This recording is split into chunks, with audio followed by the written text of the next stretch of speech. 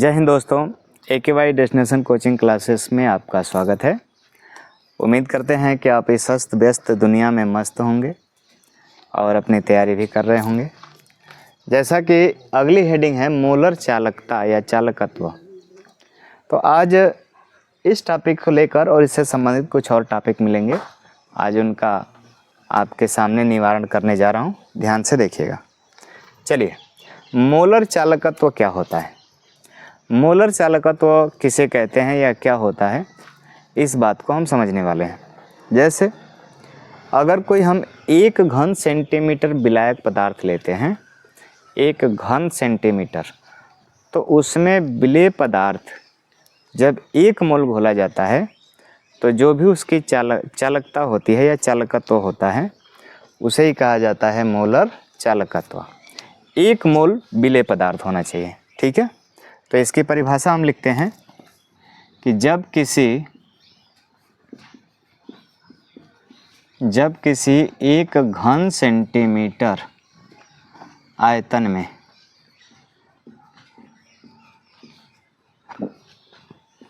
में घुले हुए 1 मोल विलेय पदार्थ 1 मोल विलेय पदार्थ की चालकता को ही उस विलयन का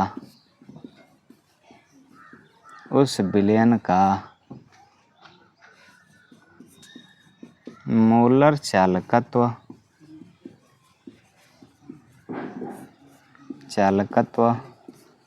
कहा जाता है, ठीक है। कोई हम विलेय पदार्थ लेते हैं, कोई विलयन लेते हैं 1 घन सेंटीमीटर का, और उसमें कोई विलेय पदार्थ घोलते हैं। अगर उसकी 1 मोल की मात्रा घुली हुई है तो जो उस 1 मोल की चालकता की बात करते हैं, जितनी भी उसकी चालकता है 1 मोल की, तो वही उस पूरे विलयन का मोलर चालकत्व कहा जाता है। इसे लैम्डा यम से प्रदर्शित किया जाता है। अर्थात इसका सूत्र के रूप में देखें तो lambda m equal to kappa गुणे 1000 बटे में यम, ठीक है। यम क्या है? यम है मोलरता, ठीक। बात क्लियर है? तो ये हमारा फार्मूला रहा इसका। अगर यम का हम मान निकालना चाहें तो WB बटे में MB गुणे VT, ठीक। तो अगर यम की स्थिति हम देखना चाहें यहाँ पर, तो यम बराबर WB बटे में MB गुणे VT बिलियन, ठीक है। लीटर में कह सकते हैं। अगर इसका मान इसमें हम रखें तो इसका मान में कुछ मान हमको मिलेगा, लेकिन चूंकि यहाँ पे केवल यम ही रखा जाता है तो यम को हम साइड से निकाल लेते हैं और यम के मान को यहाँ रखकर इसको हल करते हैं तो इसका मान हमें प्राप्त होता है, ठीक। मोलर चालकत्व तो समझ में आया होगा। छोटा सा टॉपिक, क्लियर टॉपिक है, एकदम क्लियरिटी से समझाए हैं। हाँ, कहीं पे दिक्कत हो तो कमेंट बॉक्स में कमेंट करके पूछते रहिएगा, ठीक है। आगे बढ़ें, चलिए अगले टॉपिक की ओर बढ़ते हैं और अगली हेडिंग है मोलर चालकत्व तथा तुल्यांकी चालकत्व में संबंध, ठीक। चलिए, अगर आपको दोनों के फार्मूले पता हैं, सूत्र पता हैं, तो बड़े आसानी से इनके संबंध प्राप्त होते हैं, ठीक है। चलिए, अगर हम देखें मोलर चालकता या चालकत्व, लैम्डा यम बराबर, इसका फार्मूला होता है, अभी जस्ट निकाले हैं, कप्पा गुणे 1000 बटे में कैपिटल यम, ठीक है। फिर हम निकालेंगे तुल्यांकी चालकत्व। तुल्यांकी चालकत्व लेम्डा ई क्यू।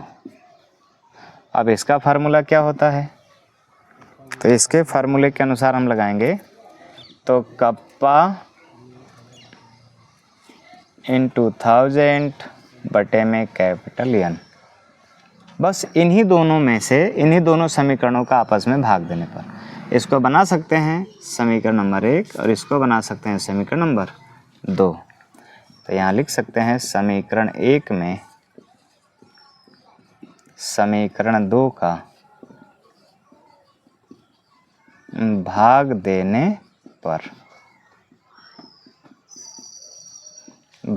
पर जब भाग दिया जाएगा तो लेम्डा एम बटे में लेम्डा ई क्यू बराबर कप्पा इंटू 1000 बटे में कैपिटल एम होल का बटे कप्पा इंटू 1000 होल का बटे एन।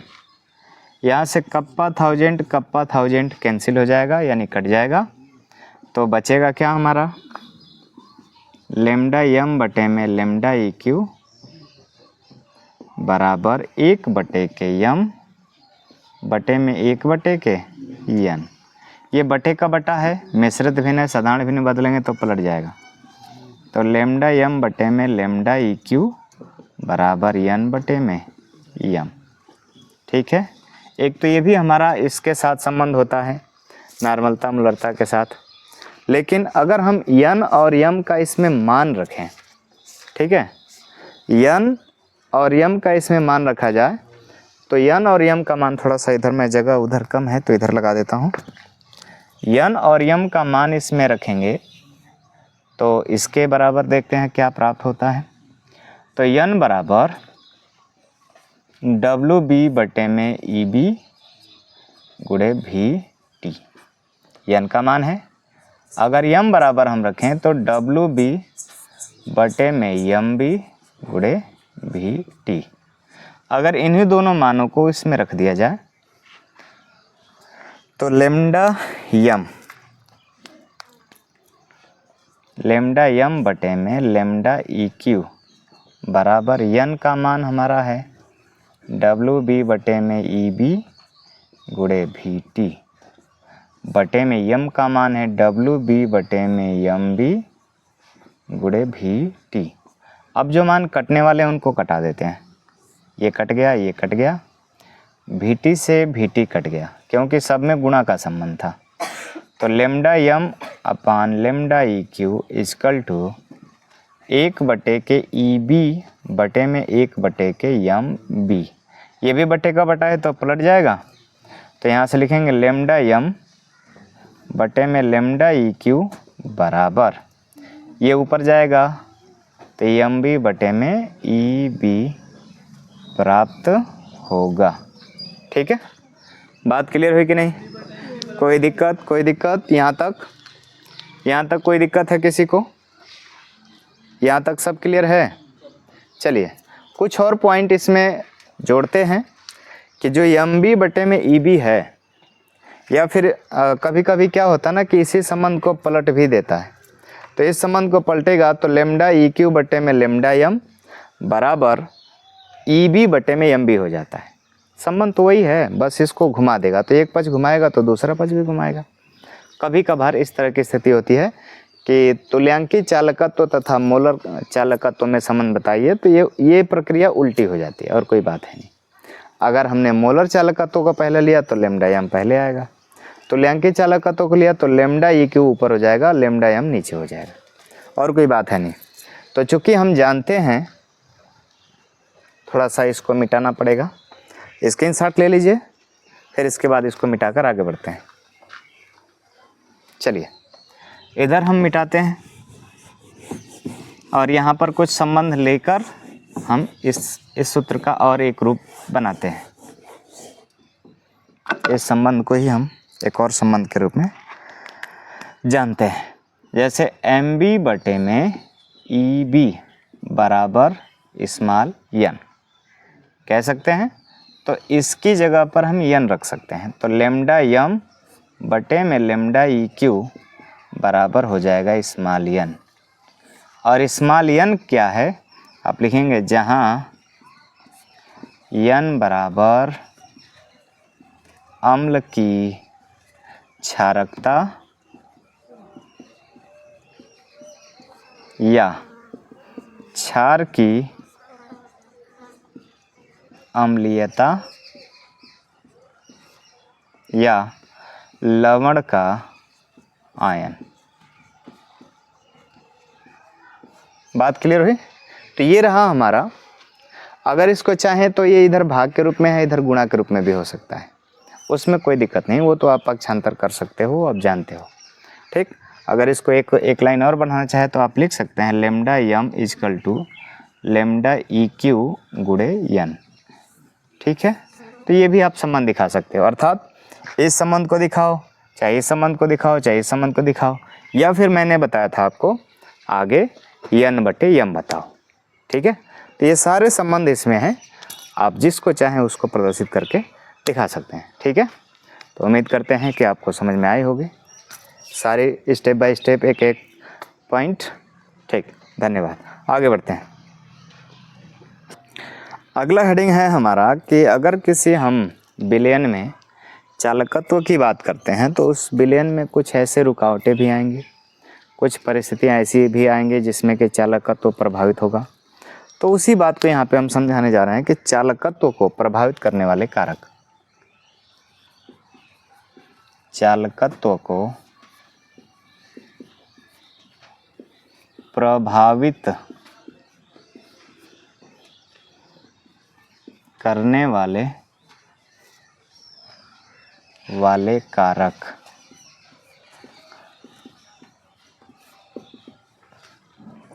चालकत्व को प्रभावित करने वाले कारक।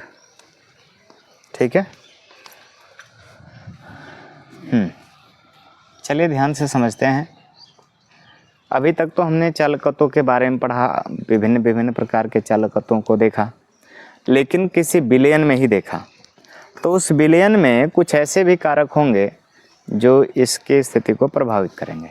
ठीक है, या उसके मार्ग में रुकावट करेंगे या उसकी गति को बढ़ा देंगे, यही सारी चीज़ें होंगी।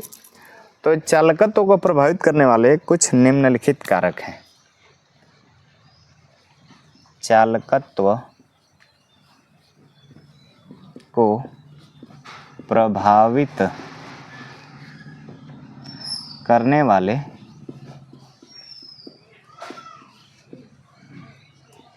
कुछ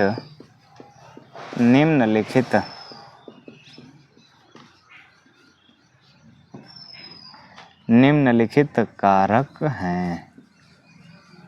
ठीक है, चालकत्व जो भी हो उसको प्रभावित करने वाले जो कारक हैं वो आपको कुछ नीचे दिखाए जाएंगे। पहला,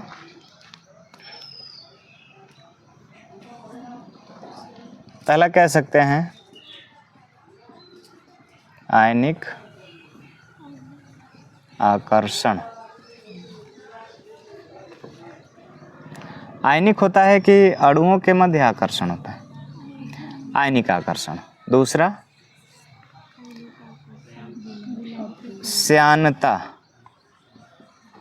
श्यानता का प्रभाव।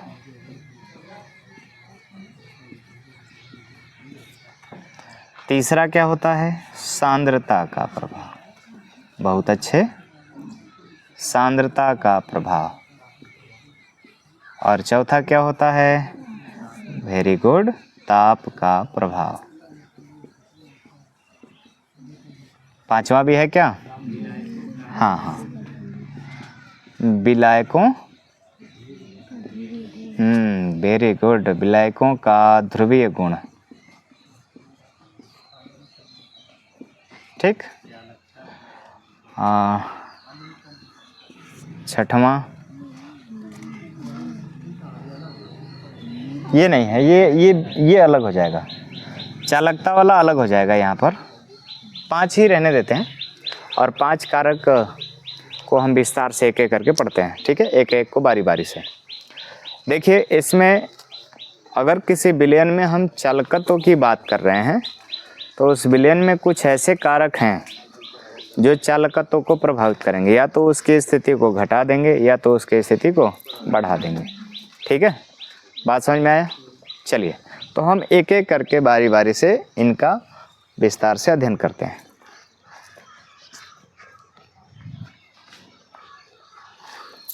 अगर हम पहला ही देखें, आयनिक आकर्षण, बारी बारी से सबको लिखेंगे, उसकी व्याख्या की जाएगी। आयनिक आकर्षण ये क्या होता है? जब किसी अपघट्य पदार्थ को हम किसी जलीय विलयन में घोलते हैं तो वह विद्युत अपघट्य पदार्थ अपने आयनों के रूप में टूट जाता है। तो उसके आयनों के मध्य आकर्षण और प्रतिकर्षण बल कार्य करने लगता है। जैसे इलेक्ट्रोड और कैथोड पर, एनोड और कैथोड पर, सॉरी, इलेक्ट्रोड तो दोनों होते हैं ना, एनोड और कैथोड। तो एनोड और कैथोड पर आयनों का आकर्षण या प्रतिकर्षण की प्रक्रिया जो देखी जाती है वो आयनिक आकर्षण के ही स्वरूप में होती है। ठीक है, तो यदि आयनिक आकर्षण, ठीक, आयनिक आकर्षण बढ़ता है तो चालकत्व की स्थिति भी बढ़ती है। एक सेकेंड, आयनिक आकर्षण बढ़ता है तो चालकत्व घटता है, और आयनिक आकर्षण कम होता है तो चालकत्व बढ़ेगा। ठीक, चलिए ध्यान देते हैं।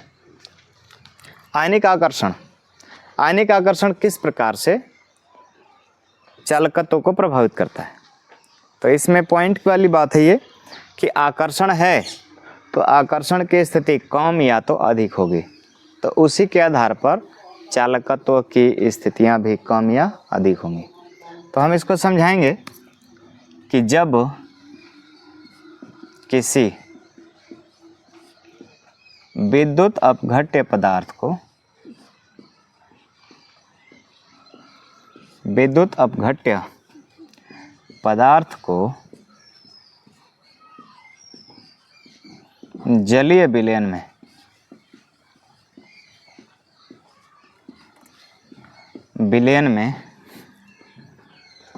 जलीय विलयन में घोला जाता है,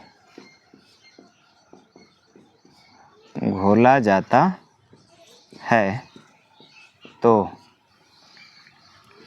वह अपने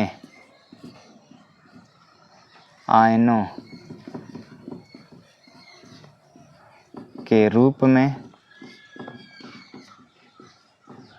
टूट जाता है,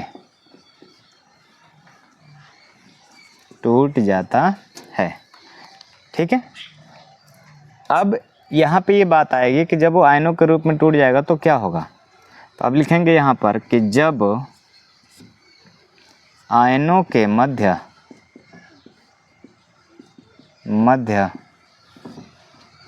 आकर्षण बल बढ़ता है तो चालकत्व कम हो जाती है,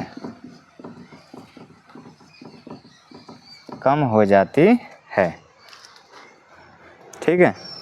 चालकत्व कम हो जाती है, ठीक। लेकिन अगर यहाँ पे देखें कि आयनों का आकर्षण जब कम होगा तो चालकत्व की स्थितियाँ क्या हो जाती हैं, बढ़ जाती हैं। यहाँ लिखेंगे परंतु जब आयनिक आकर्षण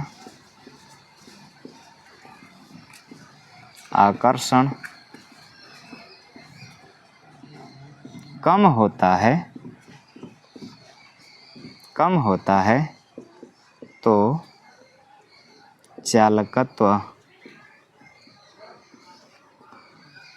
में वृद्धि होती है, ठीक है। बात क्लियर हुई कि नहीं? कि जब हम देखें कि कोई विद्युत अपघट्य पदार्थ है, उसको जब हम किसी जलीय विलयन में घोलते हैं तो वह अपने आयनों के रूप में टूटता है। तो उसकी स्थितियां जो आप यहाँ पे मैंने जो लिख के दिखाया आपको, तो यहाँ पे समझेंगे कि जब आयनों का आकर्षण कम होगा तो उसकी चालकत्व बढ़ेगी, और जब आयनों का आकर्षण बल ज़्यादा होगा मतलब बहुत तेज़ गति से इधर उधर गमन नहीं कर पाएंगे, तो इस स्थिति में जो चालकत्व की मात्रा है वो घट जाएगी। ठीक है, तो पहला प्रभाव क्लियर हुआ आयनिक आकर्षण का, कि जब किसी विद्युत अपघट्य पदार्थ को जलीय विलयन में घोला जाता है तो वह अपने आयनों के रूप में टूट जाते हैं। जब आयनों के मध्य आकर्षण बल बढ़ता है तो चालकत्व कम हो जाती है, परंतु जब आयनिक आकर्षण बल कम होता है तो उसके चालकत्व में वृद्धि होती है। ठीक, बात क्लियर हो गई। आगे बढ़ते हैं, और आगे हम बढ़ते हैं श्यानता के प्रभाव में। दूसरे नंबर पर श्यानता का प्रभाव।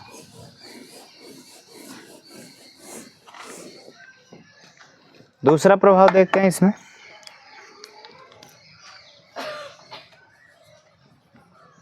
श्यानता का प्रभाव। श्यानता आप सुने होंगे कि जब किसी सांद्र विलयन के अणु की बात करें तो जब उनको हम प्रवाहित करते हैं सांद्र विलयन में, जब उनको हम प्रवाहित करते हैं सांद्र विलयन को, तो उनके अणु बहुत पास पास होते हैं, और प्रवाहित होने के दौरान एक अणु दूसरे अणु पे घर्षण करता है, जिसके कारण उस पर एक आकर्षण बल लगता है। उस बल को ही श्यान बल या श्यानता कहा जाता है। ठीक है, अर्थात वो बहुत कम प्रवाहित होगा, बहुत नॉर्मल कह सकते हैं, धीरे धीरे प्रवाहित होगा। जैसे आप कोई गुड़ ले लीजिए, गुड़ और जल दोनों को प्रवाहित करेंगे तो जल बहुत तेज़ गति से प्रवाहित हो जाएगा, परंतु गुड़ जो है वो धीरे धीरे प्रवाहित होगा, अर्थात उनके अणुओं के मध्य एक बल कार्य कर रहा है जिसे श्यान बल कहते हैं। यह पूरी घटना ही क्या कहलाती है? श्यानता कहलाती है। ठीक है, चलिए तो इसको समझाते हैं कि जब किसी भी विलयन की श्यानता बढ़ती है तो उसका चालकत्व घट जाता है। ठीक है, जैसे जैसे उसकी श्यानता बढ़ती जाती है तो विलयन के चालकत्व की मात्रा में भी कमी आती जाती है। ठीक है, चलिए इस बात को लिखते हैं। जब किसी विलयन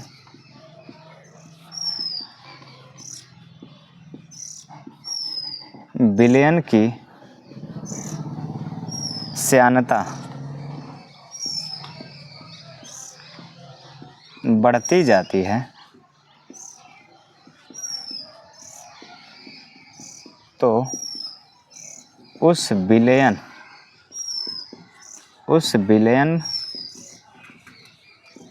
का चालकत्व घटता जाता है,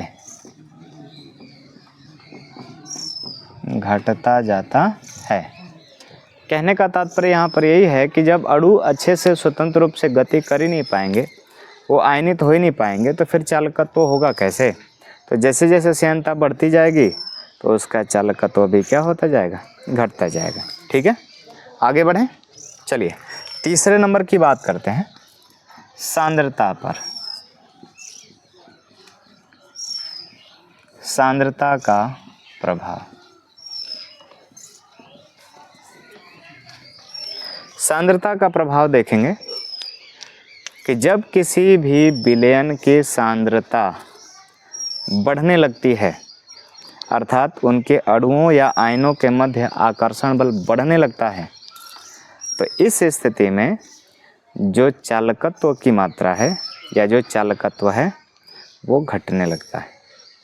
लेकिन जैसे जैसे सांद्रता में कमी होती जाएगी तो चालकत्व की स्थिति में वृद्धि होती जाएगी। ठीक है, अर्थात तनु विलयन में अधिक चालकत्व होगा सांद्र विलयन की अपेक्षा। चलिए तो इसको लिखकर समझाते हैं। जब किसी भी विलयन की सांद्रता सांद्रता बढ़ती जाती है तो उस विलयन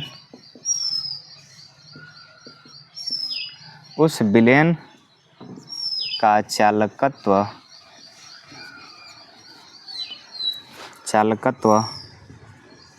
घटता जाता है। इसी के विपरीत में अगर हम कहें तो डायरेक्ट एक लाइन में कह सकते हैं कि तनु विलयन के चालकत्व सांद्र विलयन के चालकत्व की अपेक्षा अधिक होता है। ठीक है, तो सांद्रता बढ़ेगी तो चालकत्व घटेगी और सांद्रता घटेगी तो चालकत्व बढ़ेगा। लिख सकते हैं परंतु किसी विलयन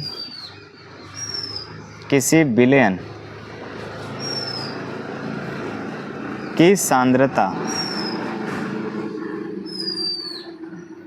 घटती है तो चालकत्व में वृद्धि होती है। ठीक, जब चालकत्व बढ़ेगा तो सांद्रता घटेगा, जब सांद्रता बढ़ेगा तो चालकत्व घटेगा। चलिए चौथे नंबर की बात करते हैं, ताप का प्रभाव।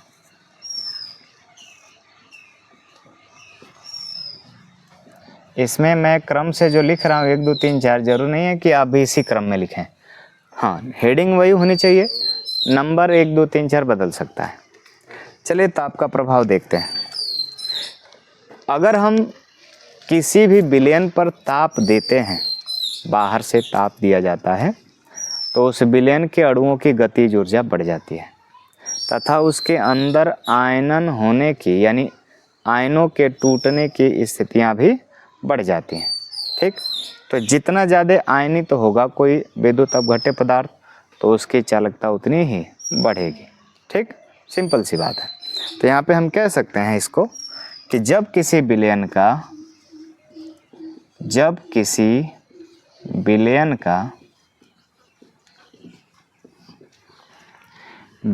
का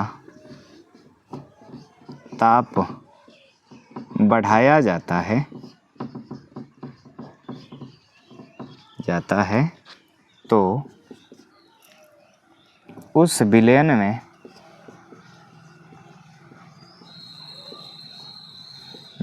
में आयनन की मात्रा में वृद्धि हो जाती है, वृद्धि हो जाती है। अर्थात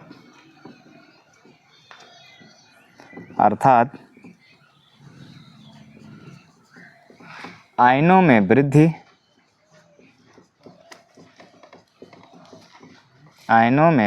होने पर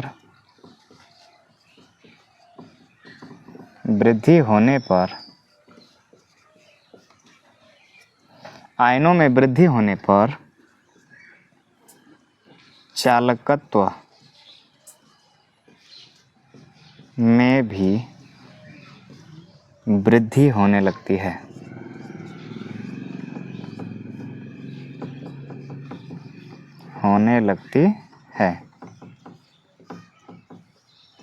ये कह सकते हैं कि किसी भी विलयन का ताप बढ़ाते हैं तो उस स्थिति में उस विलयन का जो चालकत्व होता है वो बढ़ जाता है। ठीक, अब यहाँ पे मैंने कारण भी बता दिया कि क्यों बढ़ जाता है। तो किसी विलयन को गर्म करते हैं तो उसमें जो भी विद्युत अपघट्य पदार्थ घुला होता है वह जल्दी जल्दी अपने आयनों के रूप में टूटने लगता है, यानी वह क्रिया तेज हो जाती है क्योंकि उसके अणुओं की गतिज ऊर्जा में वृद्धि हो जाती है, जिसके कारण चालकत्व में भी वृद्धि हो जाती है।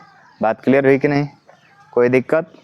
स्क्रीनशॉट ले लीजिए, बढ़ते हैं आगे की तरफ। चलिए इसको ध्यान देते हैं। जब कोई विलायक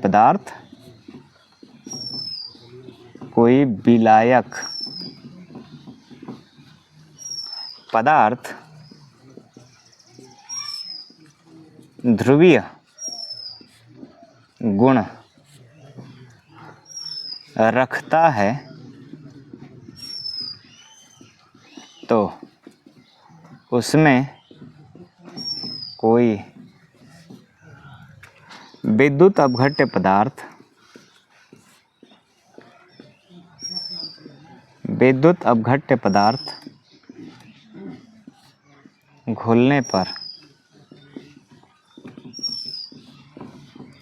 पर वह अपने आयनों के रूप में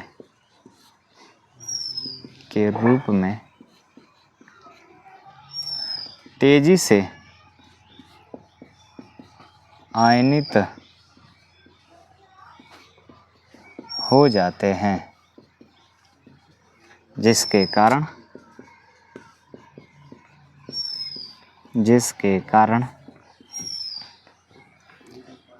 उस विलयन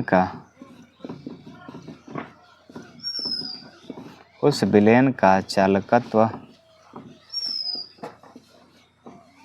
बढ़ जाता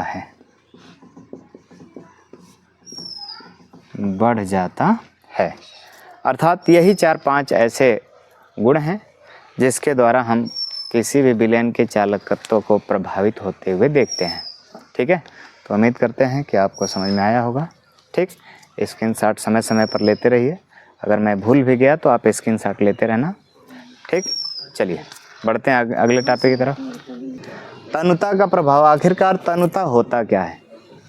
जब हम कोई विलयन लेते हैं तो उसके दो प्रकृतियों को देखते हैं, या तो विलयन सांद्र होगा या तो विलयन तनु होगा।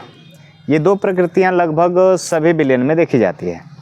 तो उस विलयन की अगर बात करें जिसमें हम तनुता लाने की कोशिश कर रहे हैं, तो इस तनुता का प्रभाव चालकता पर, चालकत्व पर, या विशिष्ट चालकत्व पर, या तुल्यांकी चालकत्व, या मोलर चालकत्व पर, या फिर सीमांत चालकत्व पर इसका क्या क्या प्रभाव पड़ेगा, इन्हीं सारी बातों को हम समझेंगे। ठीक है, तो तनुता का सबसे पहला अगर प्रभाव देखें तो चालकता पर क्या प्रभाव पड़ेगा।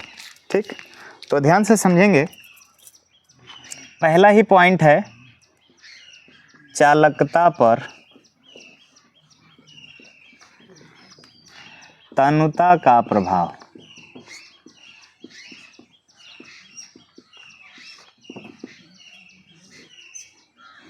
चालकता पर तनुता का प्रभाव अर्थात कहने का तात्पर्य यह है कि जब किसी विलयन की सांद्रता को तनु बनाया जाए, मतलब जब किसी विलयन में विलायक की मात्रा अधिक हो और विलेय की मात्रा कम हो तो तनु विलयन होता है।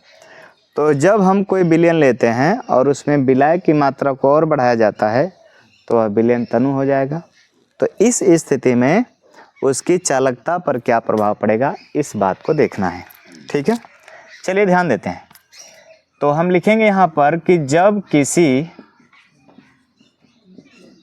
विलयन में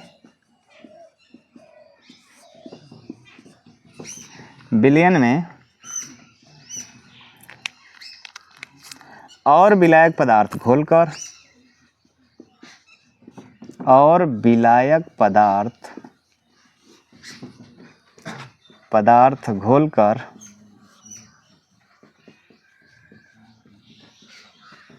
और विलायक पदार्थ घोलकर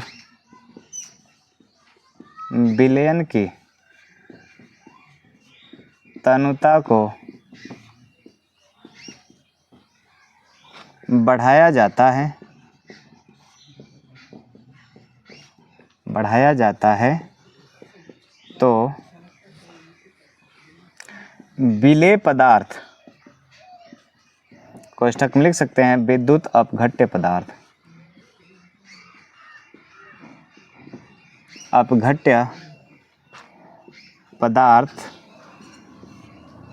का आयनन आसानी से हो जाता है,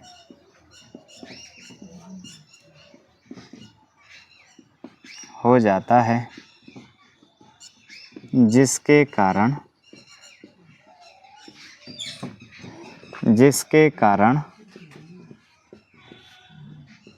चालकता में वृद्धि हो जाती है।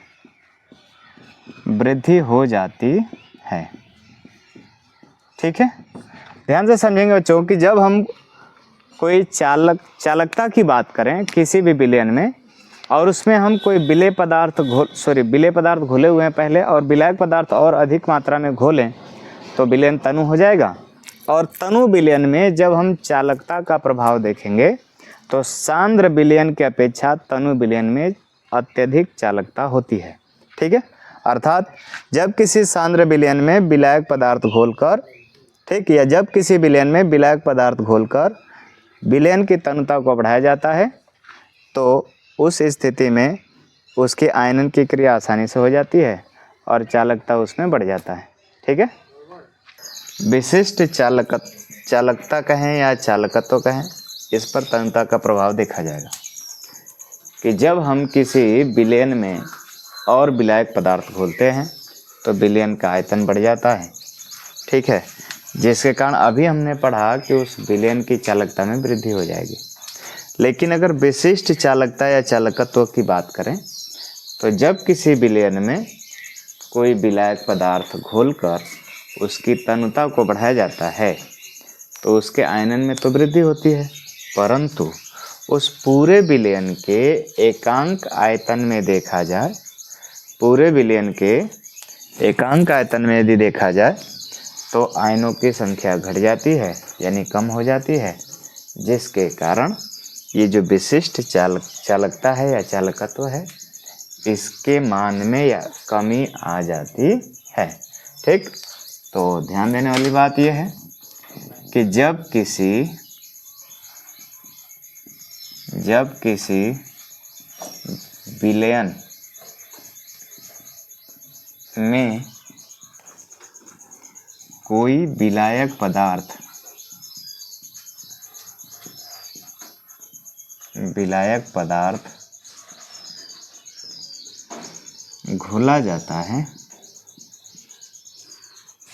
घोला जाता है तो पूरा विलयन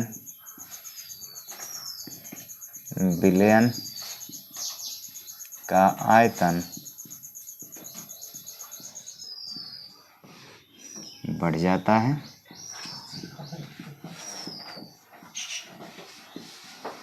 जिसके कारण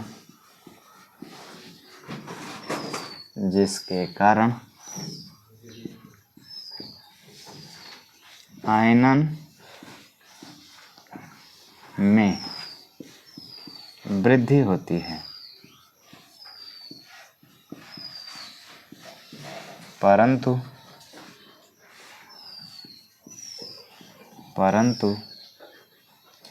एकांक आयतन में आयनों की संख्या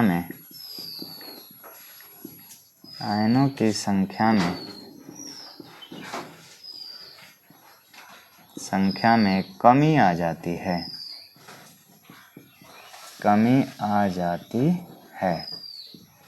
जिसके कारण विशिष्ट चालकता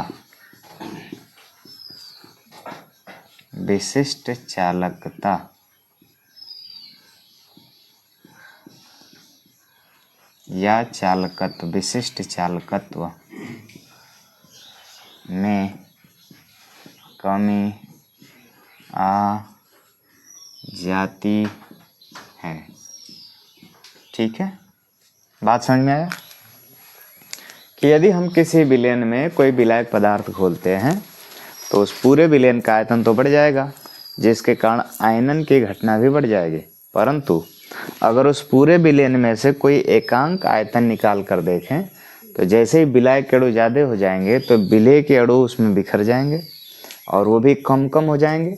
तो कम होने का अर्थ यह है कि जब एकांक आयतन में आयनों की संख्या कम हो जाएगी तो विशिष्ट चालकता या चालकत्व की मात्रा भी कम हो जाएगी। ठीक है, क्यों? क्योंकि अगर हम पूरा विलयन लेते हैं, मान लेते हैं कि मैंने इस पात्र में पूरा घोला हुआ है विलयन, इसमें विलायक पदार्थ घोलकर और इसको बढ़ा लिया तो इसका आयतन तो बढ़ गया। तो आयतन जब बढ़ गया तो आप बताइए कि अगर किसी एकांक आयतन में हम इसमें देखेंगे तो इसमें आयनों की संख्या तो कम ही होगी ना पूरे विलयन की तुलना में। मान लेते हैं कि पहले इसमें आयनों की संख्या कुछ रही होगी। विलायक पदार्थ जब वियोजित होता है तो विलेय पदार्थ जब वियोजित होता है तो आयनों की स्थिति बनती है, लेकिन विलायक पदार्थ हम बढ़ा रहे हैं, विलेय पदार्थ उतना ही है। तो विलायक पदार्थ जब बढ़ेगा तो आयतन बढ़ रहा है, तो केवल विलायक पदार्थ के अणुओं की संख्या बढ़ रही है, विलेय उतना ही है। अर्थात विलेय पदार्थ के जितने अणु हैं और चारों तरफ फैल जाएंगे, जितना आयतन बढ़ेगा सब में फैलेंगे। अर्थात एकांक आयतन में विलेय पदार्थ के आयनों की संख्या कम हो जाएगी, घट जाएगी, जिसके कारण विशिष्ट चालकता या चालकत्व भी घट जाएगा। ठीक है, बात क्लियर हुई? बोलिए। ठीक, आगे बढ़े। आगे बढ़ते हैं। मोलर चालकता तथा तुल्यांकी चालकता पर तन्यता का प्रभाव। तो यहाँ पर यही देखेंगे हम कि जब किसी भी विलयन में तन्यता की मात्रा बढ़ाई जाती है, अर्थात विलायक पदार्थ घोला जाता है, तो उसके एकांक आयतन में आयनों की संख्या घट जाती है। उसके एकांक आयतन में आयनों की संख्या घट जाती है, परंतु उसके जो भी विलेय पदार्थ या विलायक पदार्थ का संबंध है उसमें मोलों की संख्या बढ़ जाती है, जो विशिष्ट चालकत्व कप्पा से अधिक होती है। ठीक है, तो हम इस बात को यहाँ पे समझेंगे कि मोलर चालकता तथा तुल्यांकी चालकता पर तन्यता का प्रभाव की स्थिति क्या होती है। तो यहीं पे संबंध है कि जब किसी विलयन में विलायक पदार्थ घोलकर विलयन के आयतन को बढ़ाया जाता है तो उसके एकांक आयतन में आयनों की संख्या कम हो जाती है, परंतु उस एकांक आयतन में मोलों की या ग्राम तुल्यांक मोलों की संख्या अधिक हो जाती है। ठीक है, जो कप्पा से भी अधिक होती है। इसलिए मोलर चालकता या तुल्यांकी चालकता का जो भी हम कह सकते हैं कि स्थितियां होती हैं उस तनु प्रभाव में, वो दोनों की स्थितियों को बढ़ा देता है। ठीक, क्यों? क्योंकि एकांक आयतन में मोलों की संख्या बढ़ जाती है। ठीक है, तो इसी बात को यहाँ पे लिखना है। जब किसी विलयन में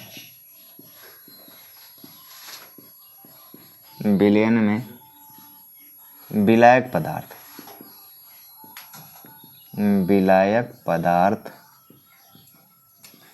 घोलकर विलयन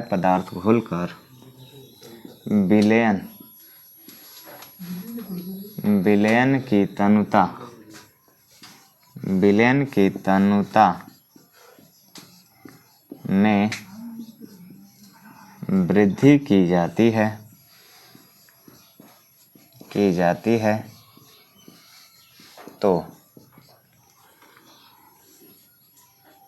तो आयतन और आयनन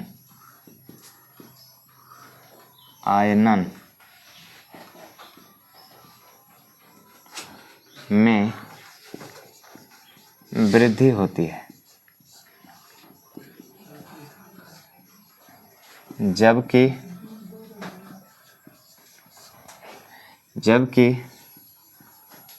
एकांक आयतन में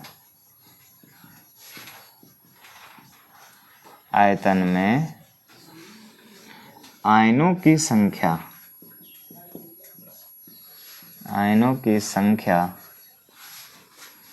घट जाती है।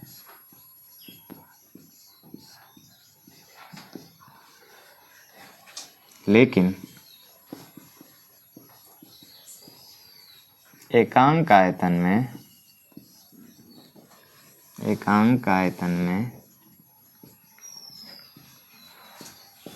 मोलों की संख्या में वृद्धि हो जाती है।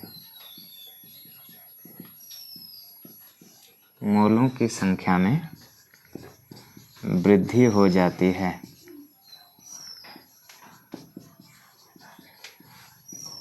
जिसके कारण मोलर चालकता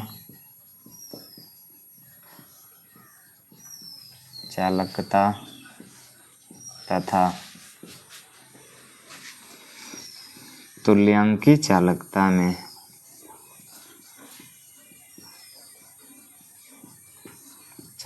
में वृद्धि हो जाती है।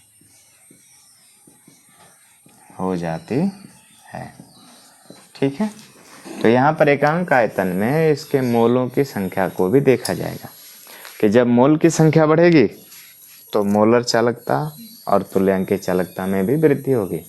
यहाँ पे आयनों की संख्या कम हो रही है, कोई बात नहीं, एकांक आयतन में यहाँ पे मोलों की संख्या में वृद्धि हो रहा है, तो मोलों की संख्या कहीं ना कहीं तुल्यांकी चालकता और मोलर चालकता पर भी डिपेंड होता है। तो इसके आधार पर यहाँ पर जैसे ही मोलों की संख्या बढ़ेगी तो इन दोनों की चालकता में भी क्या होगा, वृद्धि होगा। ठीक है, बात क्लियर है? उम्मीद कर रहे हैं कि आपको एक एक पॉइंट क्लियर हो पा रहे हैं। ठीक, आगे बढ़ते हैं। इस क्रिया में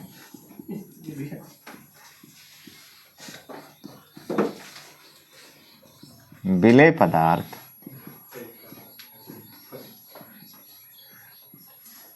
पूर्ण रूप से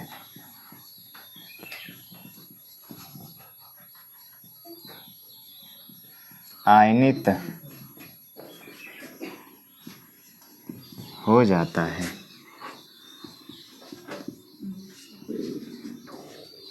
ठीक, बात क्लियर हुई?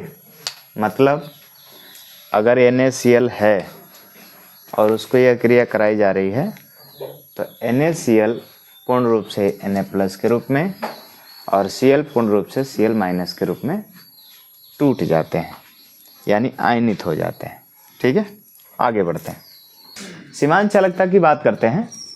सीमांत चालकता क्या होता है? जब किसी विलयन में कोई विद्युत अपघट्य पदार्थ घोला जाता है तो वह विद्युत अपघट्य पदार्थ यदि पूर्ण रूप से आयनित हो जाता है, अर्थात पूरा कह सकते हैं कि अपने आयनों में टूट जाता है, अलग अलग हो जाता है, तो इस घटना में कह सकते हैं कि चालकता का प्रवाह रुक जाता है, एकदम ठप हो जाता है, रुक जाता है, बंद हो जाता है, ये कह सकते हैं। तो इसी घटना को ही सीमांत चालकता कहा जाता है। ठीक है, बात क्लियर हुई? अनंत तनुता की स्थिति में भी आप देख सकते हैं इसको कि अनंत तनुता की स्थिति में मतलब कि अब उससे अधिक तनु पदार्थ नहीं हो सकता। ठीक, तो अनंत तनुता की स्थिति में जब किसी विलयन में विद्युत अपघट्य पदार्थ घुला होता है तो वह पूर्ण रूप से अपने आयनों के रूप में वियोजित हो जाता है, टूट जाता है।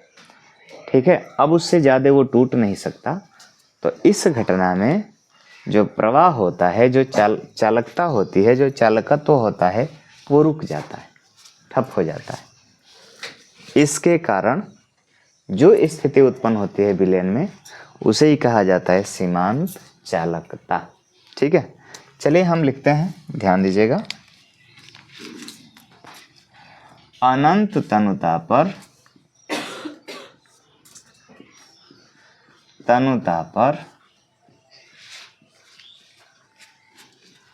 थोड़ा सा मार्कर सही नहीं चल रहा है। अनंत तनुता पर जब किसी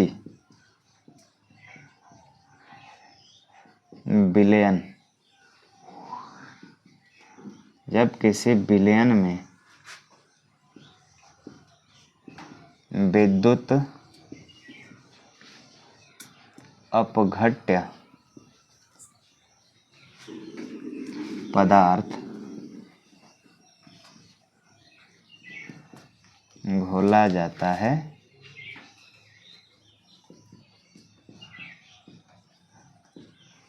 तो वह पूर्ण रूप से आयनित हो जाता है,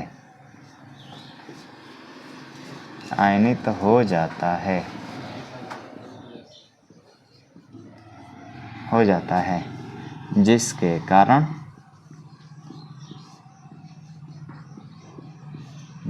कारण प्रवाह या विद्युत धारा का प्रवाह भी कह सकते हैं, प्रवाह रुक जाता है। इस घटना को ही या इस क्रिया को ही सीमांत चालकता कहा जाता है। ठीक है। हाँ, ध्यान देने वाली बात इसमें यही है कि सीमांत चालकता का मतलब ये है, जैसे आप लोग क्लास 11th में पढ़े होंगे सीमांत अभिकर्मक, कि जब किसी अभिक्रिया में जो पदार्थ पहले ही खत्म हो जाता है, यानी जो अभिकारक पहले खत्म हो जाता है, समाप्त हो जाता है, तो अभिक्रिया रुक जाती है उस दौरान, तो सीमांत अभिकर्मक कहलाता है। ठीक उसी प्रकार से ये सीमांत चालकता है कि जब हम किसी अनंत तनुता पर कोई विलेय पदार्थ घोलते हैं या विद्युत अपघट्य पदार्थ हम उसमें घोलते हैं, कोई भी विलयन हो, तो जब उसको घोला जाएगा उसमें, तो पूर्ण रूप से अपने आयनों के रूप में टूट जाएगा। जितना Na+ मान लो टूटना है टूटेगा, जितना Cl- है उतना टूट जाएगा। अब उसमें आयनन की घटना रुक जाएगी। तो जब आयनन की घटना रुक जाएगी तो उसी आधार पर उसमें प्रवाह भी क्या हो जाएगा, रुक जाएगा। और प्रवाह का मतलब किसका प्रवाह, विद्युत धारा का। तो जब प्रवाह भी रुक जाएगा तो जो ये घटना उस अनंत अनंता पर होगी उसे ही कहते हैं सीमांत चालकता। बात क्लियर होगी? ठीक, आगे बढ़ें। चलिए आगे बढ़ते हैं। चलिए नोट में देखते हैं, नोट क्या था उसका सीमांत चालकत्व के बाद, या सीमांत चालकता के बाद नोट क्या था। नोट में देखा जाएगा कि प्रबल विद्युत अपघट्य पदार्थ में, प्रबल विद्युत अपघट्य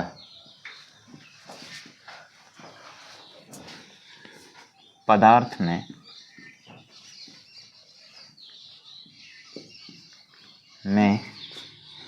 चालकता कम तथा दुर्बल विद्युत अपघट्य पदार्थ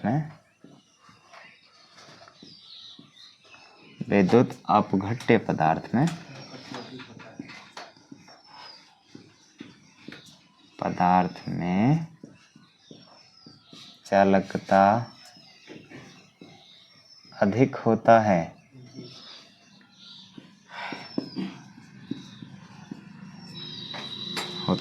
क्योंकि अगर हम प्रबल विद्युत अपघट्य पदार्थ की बात करें तो उसमें आयनिक आकर्षण जो है वो अधिक होता है, और दुर्बल विद्युत अपघट्य की बात करें तो इसमें आयनिक आकर्षण कम होता है, जिसके कारण चालकता पर ये प्रभाव होता है। ठीक है, बात क्लियर हुआ? ठीक, हाँ क्या कहना चाहते हैं? प्रबल विद्युत अपघट्य पदार्थ होगा तो अधिक आकर्षण के साथ जुड़ा होगा। नहीं, टूटने की बात ही है, तो जब विलयन में आप घोलेंगे तब न टूटेगा। वो केवल प्रबल विद्युत अपघट्य की बात कर रहा है और दुर्बल विद्युत अपघट्य की बात कर रहा है। ठीक, तो प्रबल विद्युत अपघट्य की बात करेगा तो उसमें आयनों के आकर्षण स्थिति अधिक होगी, मैंने इसमें बताया होगा प्रभावित करने वाले कारकों में। और दुर्बल विद्युत अपघट्य में आयनों का जो आकर्षण है वो कम होता है। ठीक ना, जैसे अगर हम H2SO4 ले लिए सपोज डैट, तो H2SO4 में जो आयनिक बंध हो गए वो बहुत मजबूती से बने होंगे, लेकिन वहीं पे CH3COOH ले लिया जाए, दुर्बल है, तो उसमें आयनिक आबंध कम होंगे, यानी कमज़ोर होंगे। ठीक, जैसे जैसे ही आप तनु विलयन में घोलोगे ना, खट से टूट जाएंगे। और जो प्रबल होते हैं उनको कुछ विशेष स्थिति पर उस विलयन का टेम्परेचर वगैरह रखा जाता है। ठीक, चलिए कोई बात नहीं, यहाँ पे उसमें घुलने की बात नहीं हो रही है, यहाँ पे डायरेक्ट उसी प्रबलता के साथ अपघट्य पदार्थ और दुर्बल अपघट्य पदार्थ की बात हो रही है। ठीक, चलिए आगे है कोलराउस का नियम।